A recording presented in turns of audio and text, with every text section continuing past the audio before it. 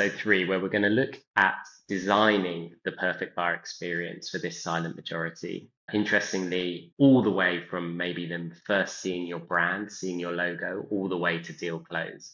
The buyer experience is as vital as ever nowadays, especially as buyers get younger. So let's actually dig into how you can design that experience. So why is removing this friction from a marketing website point of view no longer like a nice to have, but table stakes from day one? Well, I think buyers, it's fair to say in B2B, buyers are in the driving seat these days, and we know they're craving more control, self-guided experiences. We know, if you think about it, the last 5-10 years, like the rise of product-led growth, right? It's like, let people into your product, let them experience the value or give them a taste of that value. And that's obviously become incredibly popular. And there's some incredibly valuable businesses that are purely built on a product-led approach. I think both of our businesses are sort of maybe a bit of a hybrid of like there's elements of product-led, but there's also like sales-led motions in there. But yeah, coming back to like that is the reality we're operating in now. Most buyers want to at least see under the hood, ideally get their hands on elements, start to see some of the value they may get from the product. And that can manifest itself in lots of different ways.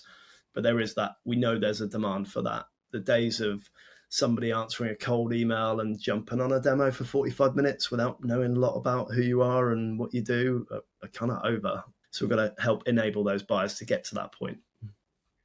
And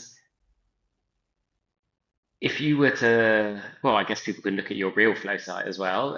What would you say, like in episode 2, you talked about like there could be a world where actually you land on the video and it's choose your own adventure via video to get to the information you want, depending on who you are.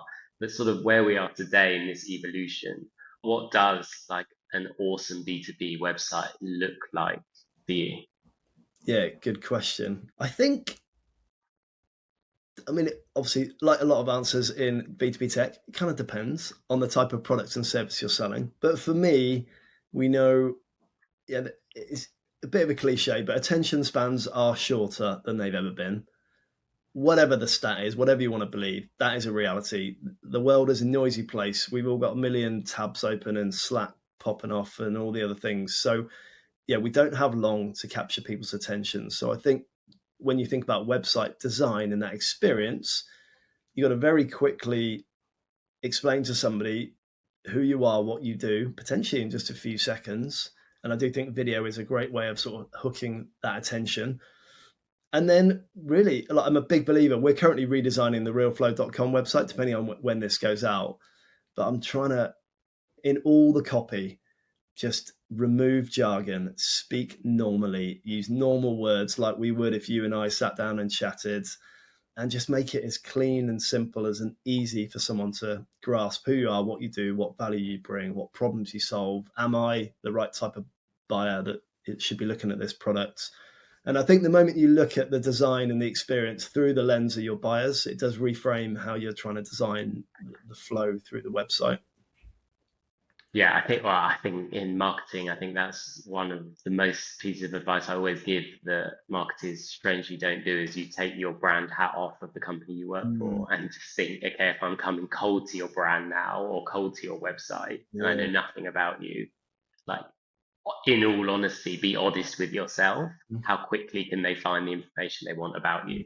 Yeah, it's so easy to fall into the trap of, and I've definitely done this. We're not perfect, but like fall in the trap of shouting about features and shiny things the product can do that are important, but it's almost like, where does that drop into that journey? Well, it's not on your homepage. It's like way deeper in when they're actually in, like we talked about, sort of the more high intent. Okay, I think you can solve a problem I've got. I think I'm the right type of fit for this business. Now let's look at how like the product works and the benefits it can bring to me and the problems it can solve. And buyer enablement on the one side is about autonomy. So it's giving the buyer the autonomy to find the information they need in a timely way, in a timely manner, for them to maybe come to a decision to either buy your product or go on a demo. The real flow attitude, I guess, is there's a hybrid of guidance and autonomy.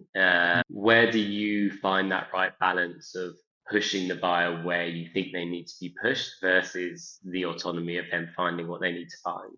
Yeah, a CMO friend of mine, when I was showing her Real Flow a few months ago, was like, oh, it's a bit like a concierge service on the website. You know, someone who's there to help guide me when I need them. They're not forcing me to go this way. They're allowing me to kind of experience the site, but I know they're there and to help signpost. And those journeys are kind of curated, right? It's not like here's 15 options for you to pick from. It's like, yeah, based on where you are and what you've done, here's 2 or 3 next places we think might be useful for you to go to and go and check out. So yeah, as you say, striking that balance of giving them the autonomy, letting them navigate their own way around the site, but being there to help them signpost and sort of self-guide through the site. And what can personalization even look like if you don't know who they are?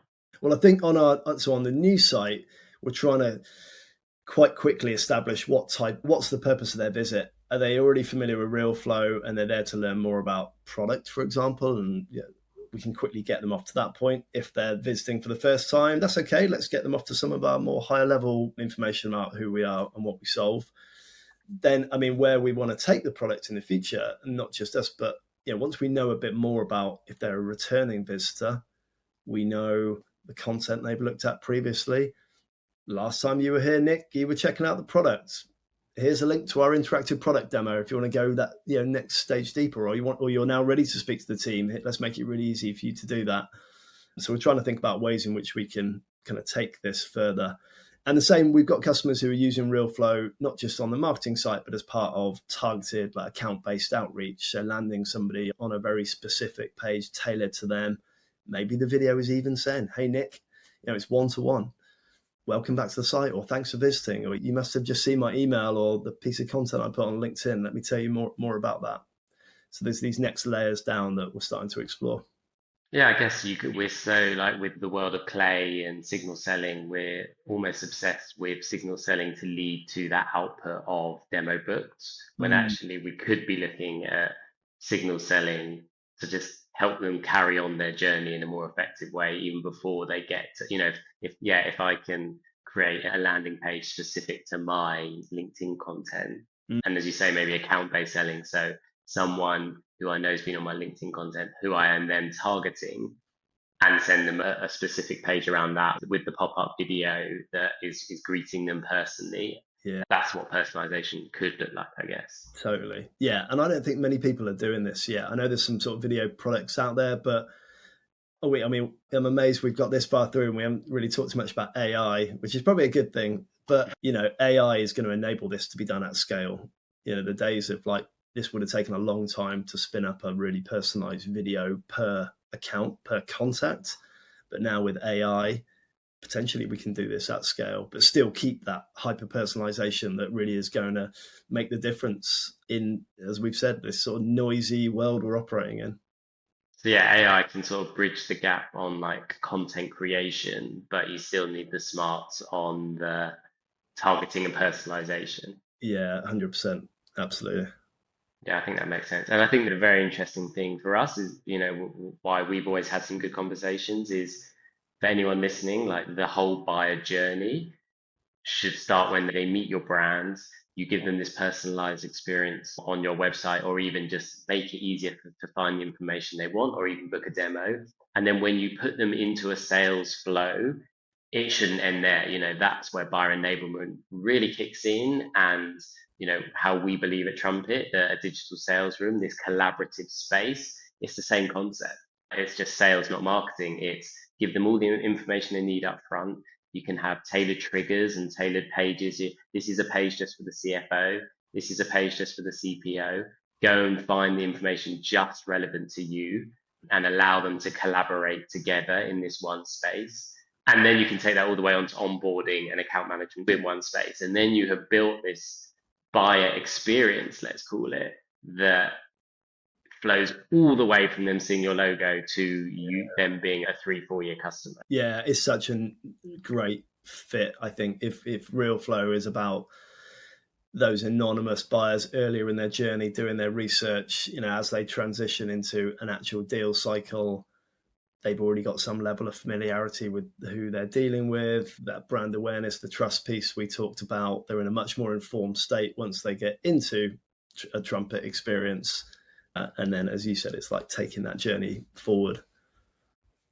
And I think where I sort of want to leave this episode with people to think about is, as a B2B marketeer or a B2B seller, think about the experience you get when you go into an Apple store, or think about how much money and time Amazon spend on their, one-click checkout, next day delivery. I think they lose money on their deliveries, but that experience, they spend so much money on that experience. Apple spend billions on the experience of when you open the box, when you go into their store. And as B2B sellers and B2B marketeers, we've sort of let that go by the wayside. But it's exactly the same buyer who's going into an Apple store who might be buying your product as well. And you need to be thinking about that experience from day one to deal close. Yeah, so true. And it sets the table for the post-sale experience.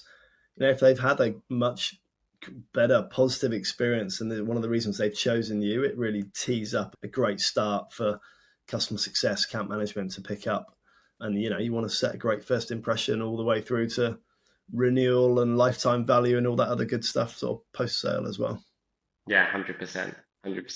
So yeah, we're going to dig into episode 4 after this episode, where we'll be talking about how you activate that silent buyer. So join us for that.